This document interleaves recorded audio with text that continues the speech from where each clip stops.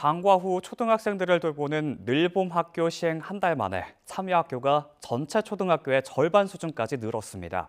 정부는 학부모 부담 완화와 고용 효과를 강조하고 있지만 일선 현장에서는 안전한 교육 환경 개선 등 운영 문제가 시급하다는 지적이 나옵니다. 신지원 기자가 보도합니다.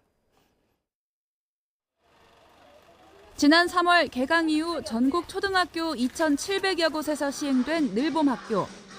방송 댄스부터 바이올린까지 초등학교 1학년이라면 누구나 방과 후 다양한 놀이 수업을 들을 수 있도록 지원합니다. 친구들이랑 컵사하니까 재밌었어요. 교육부는 늘봄 학교 시행 한 달 만에 참여 학교가 2,838곳으로 100곳 정도 늘어났다며 전국 초등학교의 46% 수준이라고 밝혔습니다. 참여 학생 수도 13만 6천여 명으로 한 달 새 14,000여 명 증가했습니다. 그간 돌봄 공백 해소의 목적으로 사교육을 이용하였던 가정에서는 교육비 부담이 크게 완화될 것으로 보입니다. 정부는 늘봄 학교 활성화로 학부모 부담이 줄고 프로그램 강사 17,000여 명이 채용되는 등 고용 효과까지 톡톡히 보고 있다고 강조합니다.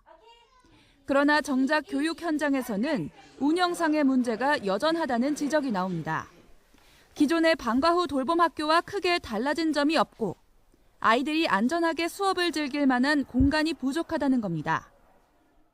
강사의 어떤 전문성 문제나 프로그램에 적합하지 않은 공간에서 또 다양한 프로그램을 해야 하는 문제들이 있었거든요. 이런 문제들이 전혀 해결되지가 않았고 늘봄 강사가 구해지지 않아 교사가 직접 관련 서류 작업을 하거나 아이 돌봄까지 떠맡은 경우도 있었습니다. 늘봄 학교 참여율을 높이는 양적 성장뿐만 아니라 질적인 개선도 시급하다는 지적이 나오는 가운데 정부는 이번 달부터 본격적인 만족도 개선에 나서겠다는 입장입니다. YTN 신지원입니다.